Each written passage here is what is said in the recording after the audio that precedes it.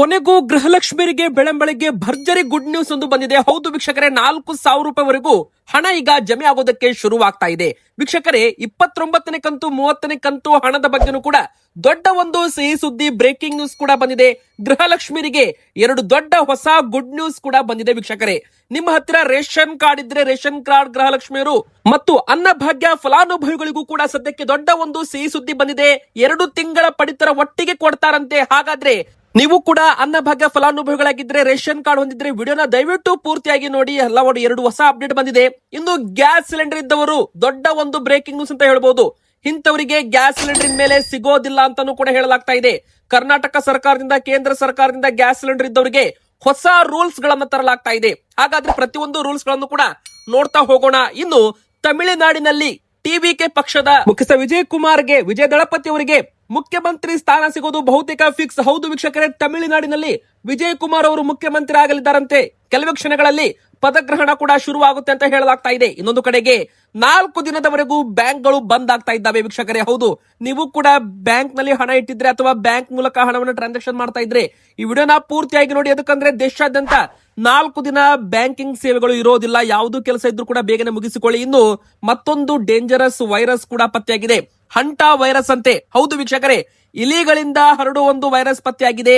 ಇಡೀ ವಿಶ್ವಕ್ಕೆ ಮತ್ತೊಂದು ಎಚ್ಚರಿಕೆಯ ಗಂಟೆ ಅಂತಾನೂ ಕೂಡ ಹೇಳಲಾಗಿದ್ದು, ಇದು ಕೂಡ ತುಂಬಾ ಡೇಂಜರ್ ಅಂತ WHO ಅಂದ್ರೆ ವರ್ಲ್ಡ್ ಹೆಲ್ತ್ ಆರ್ಗನೈಸೇಷನ್, ವಿಶ್ವ ಆರೋಗ್ಯ ಸಂಸ್ಥೆ ಎಚ್ಚರಿಕೆ ಗಂಟೆ ಬಾರಿಸಿದೆ. ವೀಕ್ಷಕರೇ, ಇದರ ಲಕ್ಷಣಗಳು ಕೂಡ ನೋಡ್ತಾ ಹೋಗೋಣ. ಮೊದಲಿಗೆ ಎಲ್ಲಾ ಗೃಹಲಕ್ಷ್ಮಿಯರು ಕೂಡ ದಯವಿಟ್ಟು ವಿಡಿಯೋನ ಪೂರ್ತಿಯಾಗಿ ನೋಡಿ. ನೀವಿನ್ನೂ ಕೂಡ ವಿಡಿಯೋಗೆ ಲೈಕ್ ಮಾಡಿಲ್ಲ ಅಂದ್ರೆ ದಯವಿಟ್ಟು ವಿಡಿಯೋಗೆ ಒಂದು ಲೈಕ್ ಮಾಡಿ. ಹಾಗೂ ಪ್ರತಿಯೊಬ್ಬರು ಕೂಡ ಕಮೆಂಟ್ ಬಾಕ್ಸ್ ಅಲ್ಲಿ ನಿಮ್ಮ ಊರಿನ ಹೆಸರನ್ನ ಕಮೆಂಟ್ ಮಾಡಿ. ಹಾಗೂ ನಾವು ಕೇಳೋ ಪ್ರಶ್ನೆಗೆ ಉತ್ತರ ಕೊಡಿ. ನಿಮಗೆ 29, 30 ಕಂತು ಹಣ ಜಮೆ ಆಗಿದೆಯಾ, ಎಸ್ ಆರ್ ನೋ ಅಂತ ದಯವಿಟ್ಟು ನಮಗೆ ಕಮೆಂಟ್ ಅಲ್ಲಿ ತಿಳಿಸಿ. ವೀಕ್ಷಕರೇ, ಎದಕ್ಕಪ್ಪ ಅಂದ್ರೆ ನೋಡಿ, ಈಗ ಗೃಹಲಕ್ಷ್ಮಿಯರಿಗೆ 29ನೇ ಕಂತಿನವರೆಗೂ ಹಣ ಜಮೆ ಆಗಿದೆ ಅಂತಾನೂ ಕೂಡ ಇಲ್ಲಿ ಹೇಳಲಾಗ್ತಾ ಇದೆ. ವೀಕ್ಷಕರೇ, ಹೌದು, ಮೊನ್ನೆ ಕುಂದಗೋಳದಲ್ಲಿ ಬಂದಿರೋ ಅಪ್ಡೇಟ್ ಪ್ರಕಾರ ನೋಡ್ತಾ ಹೋಗೋದಾದ್ರೆ, ಗೃಹಲಕ್ಷ್ಮಿ ಯೋಜನೆಯಲ್ಲಿ ಈವರೆಗೂ 29 ತಿಂಗಳುಗಳ ಕಾಲ ಫಲಾನುಭವಿಗಳಿಗೆ ಹಣವನ್ನ ಸಂದಾಯ ಮಾಡಲಾಗಿದೆ ಅಂತೆ. ಅಂದ್ರೆ ಈ ಒಂದು ಯೋಜನೆ ಆರಂಭದಿಂದಲೂ ಕೂಡ ಇಲ್ಲಿವರೆಗೂ ಒಟ್ಟು 29 ಕಂತು ಹಣ ಗೃಹಲಕ್ಷ್ಮಿಯರಿಗೆ ಬಂದಿದೆ ಅಂತಾನೂ ಕೂಡ ಇಲ್ಲಿ ಹೇಳಲಾಗ್ತಾ ಇದೆ. ತಾಂತ್ರಿಕ ದೋಷವಿರೋ ಕಾರಣ ಕೆಲವು ಫಲಾನುಭವಿಗಳಿಗೆ ಹಣ ತಲುಪಿಲ್ಲ ಅಂತಾನೂ ಕೂಡ ಇಲ್ಲಿ ಹೇಳಲಾಗ್ತಾ ಇದೆ. ಕೆಲವೊಂದು ಕಡೆಗೆ ಗೃಹಲಕ್ಷ್ಮಿಯರು ಬದುಕಿದ್ರು ಕೂಡ ದಾಖಲೆಯಲ್ಲಿ ಮರಣ ಅಂತ ಉಲ್ಲೇಖವಾಗಿದೆ ಅಂತ. ವೀಕ್ಷಕರೇ, ಹೌದು, 3 ಫಲಾನುಭವಿಗಳು ಬದುಕಿದ್ರು ಗೃಹಲಕ್ಷ್ಮಿ ಯೋಜನೆ ಹಣ ಅವರಿಗೆ ಬರೋದು ಸ್ಥಗಿತವಾಗಿದೆ ಅಂತೆ. ಇವರು ದಾಖಲೆಯಲ್ಲಿ ಮರಣ ಹೊಂದಿದ್ದಾರೆ ಎಂಬ ತಾಂತ್ರಿಕ ದೋಷದ ಹಿನ್ನೆಲೆ ಹಣ ಅವರಿಗೆ ತಲುಪಿಲ್ಲ ಅಂತಾನೂ ಕೂಡ ಇಲ್ಲಿ ಹೇಳಲಾಗ್ತಾ ಇದೆ. ಮತ್ತೊಂದು ಹೊಸ ಸಮಸ್ಯೆ ಕೂಡ ಶುರುವಾಗಿದೆ ಅಂತಾನೂ ಕೂಡ ಇಲ್ಲಿ ಹೇಳಬಹುದು. ವೀಕ್ಷಕರೇ, ನಮ್ಮ ಒಂದು ಕುಂದಗೋಳ ಪಟ್ಟಣದ ತಾಲೂಕ್ ಪಂಚಾಯತಿ ಸಭಾವನದಲ್ಲಿ ನಡೆದ ಗ್ಯಾರಂಟಿ ಯೋಜನೆಗಳ ಪ್ರಗತಿ ಪರಿಶೀಲನಾ ಸಭೆಯಲ್ಲಿ ಶಿಶು ಅಭಿವೃದ್ಧಿ ಇಲಾಖೆ ಅಧಿಕಾರಿ ಉಮಾ ಬಳ್ಳೊಳ್ಳಿ ಅವರು ಸಭೆಗೆ ನೀಡಿದ ಮಾಹಿತಿ ಆಗಿತ್ತು. ಇದು ಗ್ಯಾರಂಟಿ ಯೋಜನೆ ಅನುಷ್ಠಾನ ಸಮಿತಿ ಅಧ್ಯಕ್ಷರು ಕೂಡ ಈ ಒಂದು ಮಾಹಿತಿಯನ್ನು ಕೊಟ್ಟಿದ್ದಾರೆ. ತಾಂತ್ರಿಕ ಸಮಸ್ಯೆ ಕಾರಣದಿಂದ ಫಲಾನುಭವಿಗಳಿಗೆ ಯೋಜನೆಗಳು ಸ್ಥಗಿತವಾಗಬಾರದು ಅಂತ ಎಚ್ಚರಿಕೆ ಕೂಡ ಕೊಟ್ಟಿದ್ದಾರೆ. ಇಲ್ಲಿವರೆಗೂ 29 ಕಂತು ಹಣ ಬಿಡುಗಡೆ ಆಗಿದೆ ಅಂತಾನೂ ಕೂಡ ಒಂದು ಗುಡ್ ನ್ಯೂಸ್ ಅನ್ನ ಕೊಟ್ಟಿದ್ದಾರೆ. ವೀಕ್ಷಕರೇ, ನೋಡಿ, ನಿಮ್ಮ ಅಕೌಂಟ್ಗೆ 28ನೇ ಕಂತು ಹಣ ಬಂದಿದ್ದು, 29ನೇ ಕಂತು ಹಣ ಬಂದಿಲ್ಲ ಅಂದ್ರೆ ವೀಕ್ಷಕರೇ 15ನೇ ತಾರೀಕಿನವರೆಗೂ ನೀವು ಕಾಯಿರಿ. 15ನೇ ತಾರೀಕಿನ ನಂತರವೂ ಕೂಡ ಬಂದಿಲ್ಲ ಅಂದ್ರೆ ಏನ್ ಮಾಡ್ಬೇಕು? ಮತ್ತೆ ಕೆಲವೊಬ್ಬರಿಗೆ 27ನೇ ಕಂತು ಬಂದಿಲ್ಲ, 28ನೇ ಕಂತು ಬಂದಿಲ್ಲ ಅಂದ್ರೆ ತಾಂತ್ರಿಕ ದೋಷದಿಂದ ನಿಮ್ಮ ಅಕೌಂಟ್ಗೆ ಹಣ ಬಂದಿಲ್ವಾ, ಅಥವಾ ನಿಮ್ಮ ಗೃಹಲಕ್ಷ್ಮಿ ಅಕೌಂಟ್ ಅಲ್ಲಿ ಏನಾದ್ರೂ ಲೋಪವಾಗಿದೆಯಾ, ನಿಮ್ಮ ಬ್ಯಾಂಕ್ ಅಕೌಂಟ್ ಆಕ್ಟಿವ್ ಇದೆಯೋ ಇಲ್ವೋ, ನಿಮ್ಮ ಬ್ಯಾಂಕ್ ಅಕೌಂಟ್ಗೆ ಹಣ ಹಾಕಿ ನೋಡಿ, ಬರ್ತಾ ಇದೆಯಲ್ಲೋ ಅಂತ ಚೆಕ್ ಮಾಡ್ಕೊಳ್ಳಿ. ಕೆಲವೊಂದು ಅಕೌಂಟ್ ಗಳಿಗೆ ಹಣ ಎದಕ್ಕೆ ಬಂದಿಲ್ಲ ಅಂದ್ರೆ ಆಧಾರ್ KYC ಆಗಿಲ್ಲ, ಮತ್ತೆ ರೇಷನ್ ಕಾರ್ಡ್ ಮೇಲಿರೋ ಹೆಸರು ಬೇರೆ, ಆಧಾರ್ ಕಾರ್ಡ್ ಮೇಲಿರೋ ಹೆಸರು ಮಿಸ್ ಮ್ಯಾಚಿಂಗ್, ಬ್ಯಾಂಕ್ ಅಕೌಂಟ್ ಮೇಲಿರೋ ಹೆಸರು ಮಿಸ್ ಮ್ಯಾಚಿಂಗ್ ಆದಾಗ ವೆರಿಫಿಕೇಶನ್ ಫೇಲ್ ಆದಾಗಲೂ ಕೂಡ ಕೆಲವರಿಗೆ ಹಣ ಬಂದಿಲ್ಲ. ಇನ್ನು ಮೂರನೇದಾಗಿ ಮುಖ್ಯವಾಗಿ ಬ್ಯಾಂಕ್ ಅಕೌಂಟ್ಗೆ ಆಧಾರ್ ಸೀಡಿಂಗ್ ಹಾಗೂ NPCI ಮ್ಯಾಪಿಂಗ್ ಕಡ್ಡಾಯವಾಗಿ ಆನ್ ಆಗಿರ್ಬೇಕು. ಒಂದು ವೇಳೆ ಆಗಿಲ್ಲ ಅಂದ್ರೆ ನಿಮ್ಮ ಅಕೌಂಟ್ಗೆ ಹಣ ಬರೋದು ತಡವಾಗುತ್ತೆ ಅಥವಾ ಬರದೇನೆ ಇರಬಹುದು. ನೋಡಿ ವೀಕ್ಷಕರೇ, ಇಲ್ಲಿವರೆಗೂ 28ನೇ ಕಂತು ಹಣ ಹಾಕಲಾಗಿದೆ. ಈಗ 29ನೇ ಕಂತು ಹಣ ಕೂಡ ಜಮೆ ಆಗ್ತಾ ಇದೆ. ಇನ್ನು 1 ವಾರದಲ್ಲಿ ಎಲ್ಲರ ಅಕೌಂಟ್ಗೂ ಕೂಡ 2,000 ರೂಪಾಯಿ 29ನೇ ಕಂತು ಜಮೆ ಆಗುತ್ತೆ. ನಂತರ 30ನೇ ಕಂತು ಹಣ ಕೂಡ 16ನೇ ತಾರೀಕಿನ ನಂತರ ಬಿಡುಗಡೆ ಆಗುತ್ತೆ. ಅಂದ್ರೆ ಮೇ ತಿಂಗಳಲ್ಲಿ 30ನೇ ಕಂತು ಬಿಡುಗಡೆ ಆಗೋದು ಇನ್ನೂ ಕೂಡ ಬಾಕಿ ಇದೆ ಅಂತ ಹೇಳಲಾಗ್ತಾ ಇದೆ. ಇನ್ನೂ ಕೂಡ 30ನೇ ಕಂತು ಹಣ ಬಿಡುಗಡೆ ಆಗಿಲ್ಲ. ತುಂಬಾ ಜನ ಕೇಳ್ತಾ ಇದ್ದಾರೆ 30ನೇ ಕಂತು ಬಂದಿಲ್ಲ ಅಂತ. ನೋಡಿ ವೀಕ್ಷಕರೇ, ಇನ್ನೂ ಬಿಡುಗಡೆನೇ ಆಗಿಲ್ಲ, ಎಲ್ಲಿಂದ ಬರ್ಬೇಕು ನಿಮ್ಮ ಅಕೌಂಟ್ಗೆ? ಹೀಗಾಗಿ 29ನೇ ಕಂತಿನವರೆಗೂ ಬಂದಿದ್ರೆ ಓಕೆ, 29ನೇದು ಬಂದಿಲ್ಲ ಅಂದ್ರೆ ಇದು ಸ್ವಲ್ಪ ದಿನ ಕಾಯಿರಿ, ಬಂದೇ ಬರುತ್ತೆ ವೀಕ್ಷಕರೇ. ಇನ್ನು ರೇಷನ್ ಕಾರ್ಡ್ ಫಲಾನುಭವಿಗಳಿಗೂ ಕೂಡ ಒಂದು ಭರ್ಜರಿ ಗುಡ್ ನ್ಯೂಸ್ ಬಂದಿದೆ. ಇದೇ ತಿಂಗಳಲ್ಲಿ ಸಿಗಲಿದೆ ಅಂತೆ 2 ತಿಂಗಳ ಅಕ್ಕಿ. ಹೌದು ವೀಕ್ಷಕರೇ, ಈ ತರ ಡೈಲಿ ಹಂಟಲ್ಲಿ ನ್ಯೂಸ್ ಕೂಡ ವೈರಲ್ ಆಗ್ತಾ ಇದೆ. ಅಂದ್ರೆ ಪಡಿತರ ಚೀಟಿದಾರರಿಗೆ ಅನುಕೂಲ ಮಾಡೋ ನಿಟ್ಟಿನಲ್ಲಿ ಆಹಾರ ಮತ್ತು ನಾಗರಿಕ ಸರಬರಾಜು ಇಲಾಖೆ ಮೇ ತಿಂಗಳದ್ದು ಹಾಗೂ ಜೂನ್ ತಿಂಗಳದ್ದು NFSA ಅಕ್ಕಿಯನ್ನ ಮೇ ತಿಂಗಳಲ್ಲಿ ಒಟ್ಟಾಗಿ ನೀಡಲು ಮುಂದಾಗಿದೆ ಅಂತೆ. ಅಂದ್ರೆ ನಿಮ್ಮ ಹತ್ತಿರ BPL ಕಾರ್ಡ್ ಇದ್ರೆ ಪ್ರತಿ ಸದಸ್ಯರಿಗೆ ತಿಂಗಳಿಗೆ 5 ಕೆಜಿ ಅಂತೆ ಹಂಚಿಕೆ ಮಾಡಲಾಗ್ತಾ ಇದೆ. ಆದ್ರೆ 2 ತಿಂಗಳ ಕೋಟ ಸೇರಿ ಪ್ರತಿ ಸದಸ್ಯರಿಗೆ ಒಟ್ಟು 10 ಕೆಜಿ ಅಕ್ಕಿ ಸಿಗಲಿದೆ ಅಂತೆ. ಅಂದ್ರೆ ಇದೇ ತಿಂಗಳು ಅಡ್ವಾನ್ಸ್ ಆಗಿ ಜೂನ್ ತಿಂಗಳದ್ದು ಕೂಡ ವಿತರಣೆ ಮಾಡ್ತಾರಂತೆ. ಇನ್ನು ಅಂತ್ಯೋದಯ ಕಾರ್ಡ್ದಾರರಿಗೆ ಪ್ರತಿ ಕುಟುಂಬಕ್ಕೆ ತಿಂಗಳಿಗೆ 35 ಕೆಜಿ ಅಂತೆ ಕೊಡ್ತಾರಲ್ಲ, ಈ ಬಾರಿ 2 ತಿಂಗಳಿಗೆ ಆಗುವಷ್ಟು ಒಟ್ಟು 70 ಕೆಜಿ ಅಕ್ಕಿ ಲಭ್ಯವಾಗಿ ಸಿಗಲಿದೆ ಅಂತಾನೂ ಕೂಡ ಇಲ್ಲಿ ಹೇಳಲಾಗಿದೆ. ಅಂದ್ರೆ ಬಯೋಮೆಟ್ರಿಕ್ ಕಡ್ಡಾಯ 2 ತಿಂಗಳ ಪಡಿತರವನ್ನ ಒಟ್ಟಿಗೆ ಪಡೆಯುವಾಗ ಗ್ರಾಹಕರು ಒಂದು ವಿಶೇಷ ನಿಯಮವನ್ನ ಪಾಲನೆ ಮಾಡಬೇಕಂತೆ. ತಾಂತ್ರಿಕ ಕಾರಣಗಳಿಗಾಗಿ ಮತ್ತು ದಾಖಲೆಗಳ ನಿರ್ವಹಣೆಗಾಗಿ ಕಾರ್ಡುದಾರರು 2 ಬಾರಿ ಬಯೋಮೆಟ್ರಿಕ್ ನೀಡೋದು ಕೂಡ ಕಡ್ಡಾಯ ಮಾಡಲಾಗ್ತಾ ಇದೆ. 2 ಬಾರಿ ಬೆರಳು ಮುದ್ರೆ ಒತ್ತಿದ ನಂತರವೇ ಪೂರ್ಣ ಪ್ರಮಾಣವಾದ ಧಾನ್ಯವನ್ನ ಪಡೆಯಲು ಸಾಧ್ಯವಾಗುತ್ತಂತೆ ವೀಕ್ಷಕರೇ.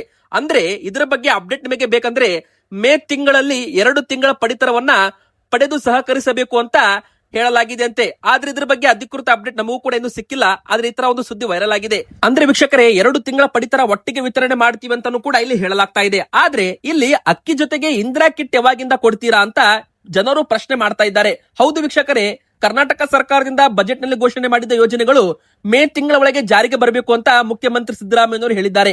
ಅನ್ನಭಾಗ್ಯ ಇಂದಿರಾ ಕಿಟ್ ಕೂಡ ಯಾವಾಗಿಂದ ವಿತರಣೆ ಮಾಡ್ತಾರೆ, ಜೂನ್ ತಿಂಗಳಲ್ಲಿ ವಿತರಣೆ ಮಾಡ್ತಾರೋ ಇಲ್ವೋ ಇನ್ನೂ ಕೂಡ ಕಾದು ನೋಡಬೇಕಾಗಿದೆ. ಇನ್ನು ವೀಕ್ಷಕರೇ, ಮೂರನೇದಾಗಿ ಗ್ಯಾಸ್ ಸಿಲಿಂಡರ್ ಇದ್ದವರ ಗಮನಕ್ಕೆ ಅಂತಾನೆ ಹೇಳ್ಬೋದು. ನೋಡಿ ವೀಕ್ಷಕರೇ, ನೀವು ಗೃಹ ಬಳಕೆ ಗ್ಯಾಸ್ ಸಿಲಿಂಡರ್ ಈಗ ತುಂಬಾ ಜನ ಏನ್ ಮಾಡಿದ್ದಾರೆ ಅಂದ್ರೆ 2-3 ಗ್ಯಾಸ್ ಸಿಲಿಂಡರ್ ಅನ್ನ ಮನೇಲಿ ಇಟ್ಕೊಂಡಿರ್ತಾರೆ. ಅಡುಗೆ ಅನಿಲ ಬಳಸೋ ಗ್ರಾಹಕರಿಗೆ ಕೇಂದ್ರ ಸರ್ಕಾರ ಮತ್ತು ತೈಲ ಕಂಪನಿಗಳು ಹೊಸ ಒಂದು ಮಾರ್ಗಸೂಚಿಗಳನ್ನ ಬಿಡುಗಡೆ ಮಾಡಿದ್ದಾರೆ. ಇನ್ ಮುಂದೆ ಹಳೆಯ ಮತ್ತು ಬಳಕೆಗೆ ಅನರ್ಹವಾದ ಸಿಲಿಂಡರ್ ಗಳನ್ನ ಹಿಂತಿರುಗಿಸುವುದು ಕಡ್ಡಾಯ ಮಾಡಲಾಗಿದೆ ವೀಕ್ಷಕರೇ. ಗ್ರಾಹಕರ ಸುರಕ್ಷತೆ ಮೊದಲ ಆದ್ಯತೆ ನೀಡಲಾಗಿದ್ದು 5 ವರ್ಷಗಳಿಂದ ಹಳೆಯದಾದ ಮತ್ತು ಮರು ಪರಿಶೀಲನೆ ದಿನಾಂಕ ಎಕ್ಸ್ಪೈರಿ ಡೇಟ್ ಮುಗಿದಿದ್ದ ಸಿಲಿಂಡರ್ ಗಳನ್ನ ಬಳಸುವಂತಿಲ್ಲ. ಇಂತಹ ಸಿಲಿಂಡರ್ ಗಳನ್ನ ಕೂಡಲೇ ಗ್ಯಾಸ್ ಏಜೆನ್ಸಿಗೆ ನೀಡಿ ಹೊಸದನ್ನ ಪಡೆಯಬೇಕು ಅಂತ ಸೂಚನೆ ಕೂಡ ಕೊಡಲಾಗಿದೆ.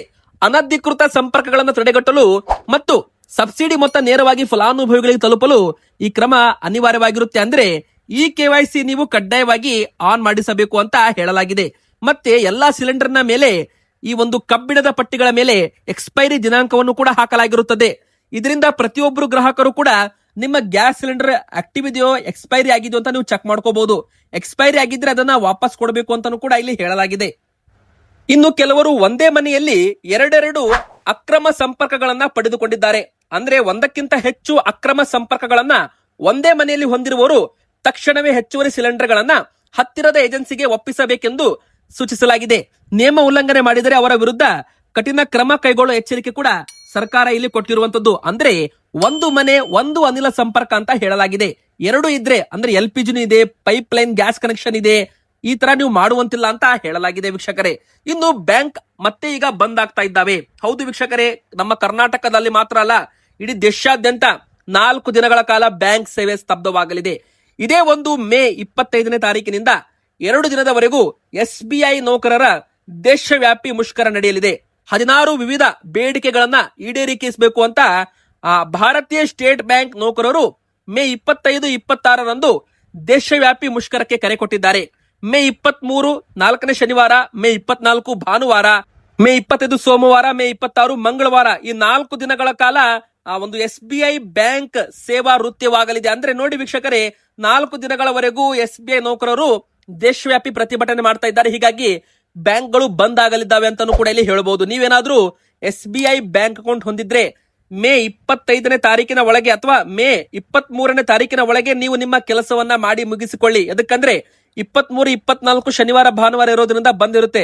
ಇನ್ನು 25, 26 ಕೂಡ ಬ್ಯಾಂಕ್ ಬಂದಿರುತ್ತೆ. ಹೀಗಾಗಿ 22ನೇ ತಾರೀಕಿನ ಒಳಗೆ ನಿಮ್ಮ ಬ್ಯಾಂಕ್ ಕೆಲಸ ಮುಗಿಸಿಕೊಳ್ಳಿ. ಇನ್ನು ವೀಕ್ಷಕರೇ, ಕೊನೆಯದಾಗಿ ಜಗತ್ತಿನಲ್ಲಿ ಕಾಲಿಟ್ಟಿದೆ ಮತ್ತೊಂದು ಮಹಾಮಾರಿ ವೈರಸ್. ಹ್ಯಾಂಟ್ ವೈರಸ್ಗೆ 3 ಬಲಿಯಾಗ್ತಾ ಇದ್ದಾರೆ. ಹೌದು, ಜಗತ್ತಿನ ಕೊರೋನಾ ಮಹಾಮಾರಿಯಿಂದ ಈಗಷ್ಟೇ ಚೇತರಿಸಿಕೊಳ್ಳುತ್ತಿರೋ ಬೆನ್ನಲ್ಲೇ ಇದೀಗ ಹಂತ ವೈರಸ್ ಅಂದ್ರೆ ಹ್ಯಾಂಟ್ ವೈರಸ್ ಅಂತಾನೂ ಕೂಡ ಕರೆಯಲಾಗುತ್ತೆ. ಇದರ ಭೀತಿ ವಿಶ್ವಾದ್ಯಂತ ಸಂಚಲನ ಮೂಡಿಸಿದೆ.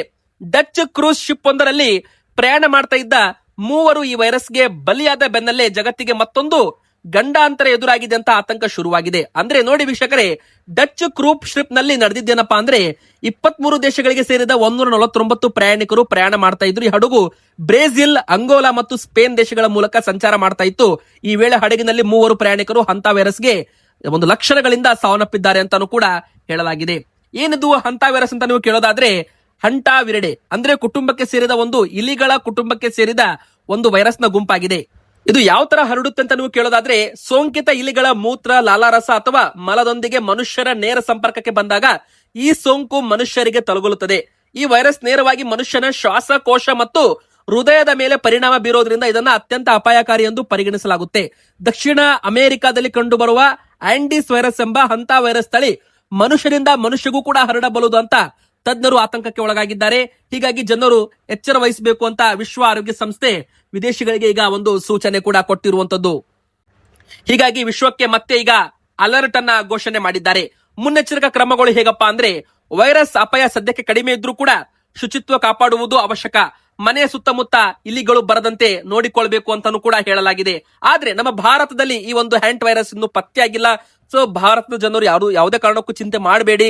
ಇದು ಇನ್ನೂ ಕೂಡ ಒಂದು ದಕ್ಷಿಣ ಅಮೆರಿಕ ಭಾಗದಲ್ಲಿ ಪತ್ತೆಯಾಗಿದೆ. ಸೊ ನಮ್ಮ ಭಾರತಕ್ಕೆ ಇನ್ನೂ ಕೂಡ ತೊಂದರೆ ಇಲ್ಲ. ಇವತ್ತಿಗೆ ಇಷ್ಟ ಆಗಿತ್ತು. ವಿಡಿಯೋ ಲೈಕ್ ಮಾಡಿ, ಚಾನಲ್ಗೆ ಸಬ್ಸ್ಕ್ರೈಬ್ ಆಗಿ.